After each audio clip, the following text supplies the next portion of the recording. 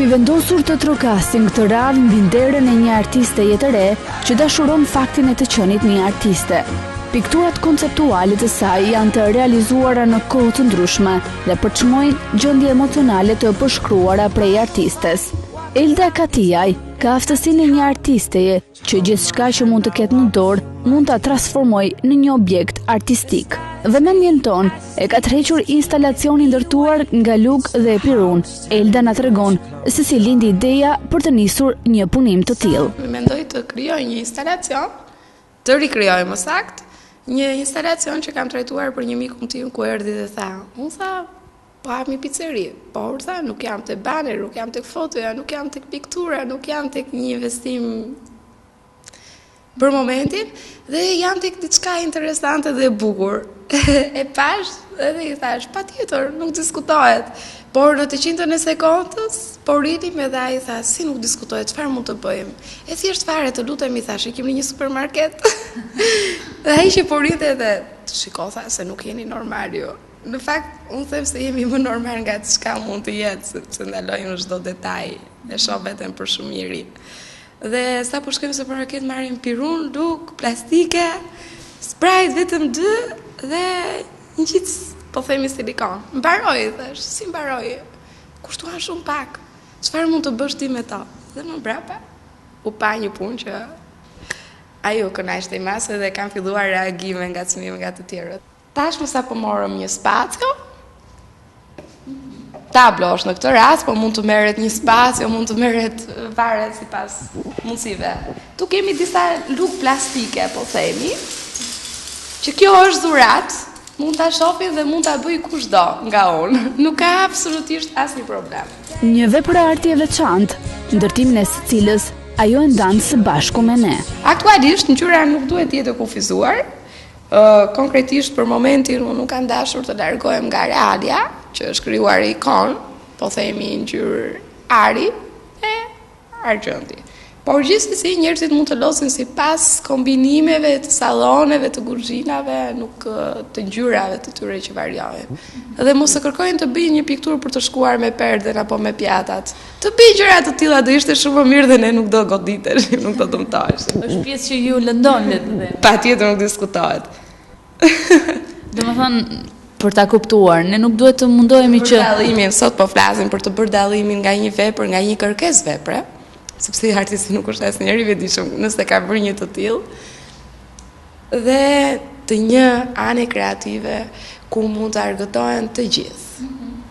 Kjo është një pjesë ku mund të argëtohen dhe të ndiejnë duart e tyre, dashurinë që kanë, ta kthejnë në objekte, dashurinë dhe fokusimin që japin objekteve, këndvështrimin në anën imagjinare të tyre ta plotësojnë, të krijojnë diçka argëtuese dhe të ndjejnë që e kanë diçka të vetën. Pak dashuri, pak nga arti jam. Shtëpia e saj është e mbushur me shumë instalacione të punuara prej saj, që nga fëmijëria e deri më tani. Besoj se në këtë mori pikturash dhe instalacione, shtëpia jote do jetë me mori instalacionesh edhe pikturash të ndryshme. Nuk e di se sa mund gjenden në të dhe se si janë të sajuar. Normalisht kam në 2009 kam bërë një shkëputje ku kam filluar edhe lëvizja në shtete të ndryshme. Eksperimentet ka qenë të ndryshme, qoftë edhe biznesi, shkëputje nga arti, ajo çfarë, por ne nuk funksionon dhe jemi më njëherë dështak të garantuar. Në këtë kohë, që në femërinë time, deri në 2009, të paktën 6 vjeç, prindrit e mi kanë disa gjëra që kanë mbledhur nga unë atë kohë.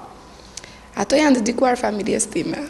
Dhe mendo se çfarë dhe sa punë dhe kompozime të ndryshme mund të jenë këto vite jete që mu kam investuar aty. Patjetër nuk diskutohet që janë koleksione vitesh më tepër sepse të tjerat nuk diskutohet që janë prodhuar nga dikush tjetër. Por këto janë dhuratë që unë i kam dedikuar familjes deri në 2009. Besoj se do të një dhuratë e mbajtur më gjatë dhe që do të shëndohet. Po, patjetër. I me motor i ruar me shumë fanatizëm, bashkë me vllajin tim. Ai madje dhe sot thot nëse unë mundem t'i blej akoma punët e tua të lutem mos i shit. Ky është një kompozim që unë sapo e kam përfunduar dhe jam në proces të pritjes së tharjes, sepse më ka pezulluar goca hapësirë për të punuar. Tani sapo është gati për t'u vendosur në një spacio, po themi, Ajo e ndihmon goxha tablon për të qenë e lexueshme dhe nuk ka nevojë në një kornizë fikse. Këtë mund ta quajmë edhe pikturë mozaik, ku janë tablo të ndryshme, 20 tablo të kompozuara në 5 rreshta siç e shihni me 4, një format dhe përmas madhore, pjesërisht për një ambient shtëpie ku do shkoj, dhe është gama dhe dëshira dhe dashuria dhe pasuria e ngjyrave që unë kam marrë që në fëmijërinë time duke u testuar nëpërmjet peizazheve të Vlorës, së qytetit tim në Bregdete. Aty unë kam mësuar spektrin. Pjesërisht dhe doja patjetër të jepja, e kisha të nevojshme të jepja spektrin e detit në ato çfarë nuanca dhe gama e kam parë unë në natë dhe në ditë. Ne jemi shumë të lidhur me detin në familjen tonë. Dhe personi që erdhi për të krijuar një ide se çfarë mund të kompozonim në shtëpinë e vet, kishte dëshirë të dëgjonte dhe dëshironte të merrte diçka personalisht nga unë. Unë doja të jepja patjetër det dhe jo pak. Po disa kompozime, disa nuanca, disa reflekse nga një spektër që fillojnë tek më erta, po themi deri në shkrirjen e të bardhës, ngjyrat bazë janë të përkthyera në spektër, ku kemi blun, jeshilen, të kuqen, të verdhën, por patjetër që kanë kaluar në orange të përzierjes. Këtë po e bastardoj pak tani sepse po e kthej në sens teknik, nuk më pëlqen asnjëherë të flas në këtë drejtim ndaj punës, ndryshe nga ajo çfarë bëra që parë, që sapo tregova një teknik dhe e dhurova atë. Në rasti konkret unë nuk di se ku jam në atë moment. Jo më të trajtoj teknikisht shumë njerëz kur filloj kompozimin, vën duart në kokë dhe thonë çfarë po i bën bezës time. Që sa po kam nis kompozimin e tij dhe aktualisht më mbrapa thonë jo. Nuk kuptoj as vetë se çfarë po kompozoj për momentin, po di që do bëj atë çfarë un kam brenda vetes dhe atë çfarë shoh në mënyrë imagjinare duhet ta bëj të prekshëm dhe të tjerët. Elda mendon se një pikë mbështetje e madhe për të janë personat të dashur pranë saj, të cilët e mbështesin në çdo projekt të ri që ajo ndërmerr.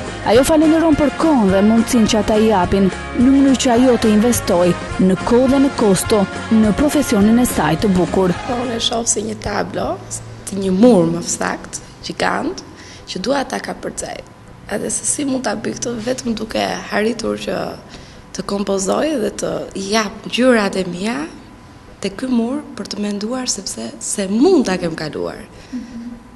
Dhe kjo është loja që më bëhet, që më ndikon mua gjithmonë. Që më tërheq, që nuk më lejon që unë të rri një ditë pa punuar ose ndoshta pa dhënë gjendjen time. Patjetër që ka dhe ngacmime të jashtme në dëshirën e përshtatjes. Gjithmonë ka njerëzit e dëshirojnë artin në tërësinë e tyre.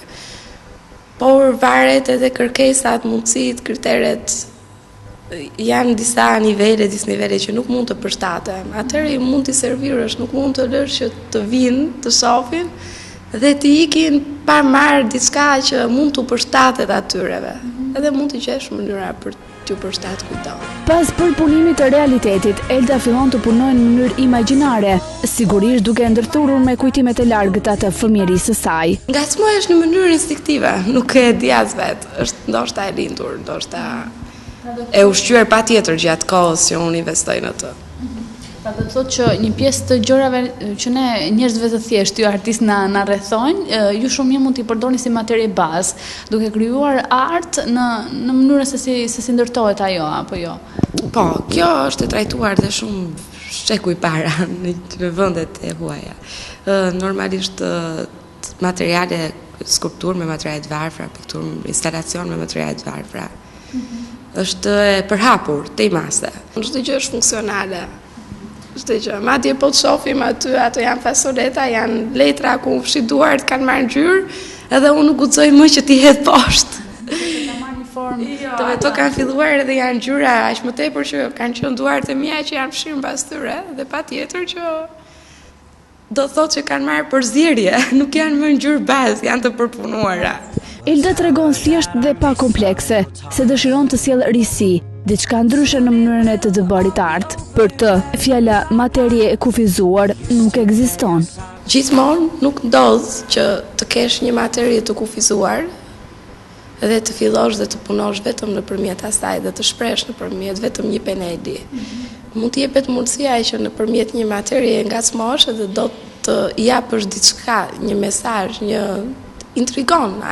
Kjo materie, qoftë edhe e varfër, intrigon, edhe ti ndalon aty, do të japësh diçka nëpërmjet saj.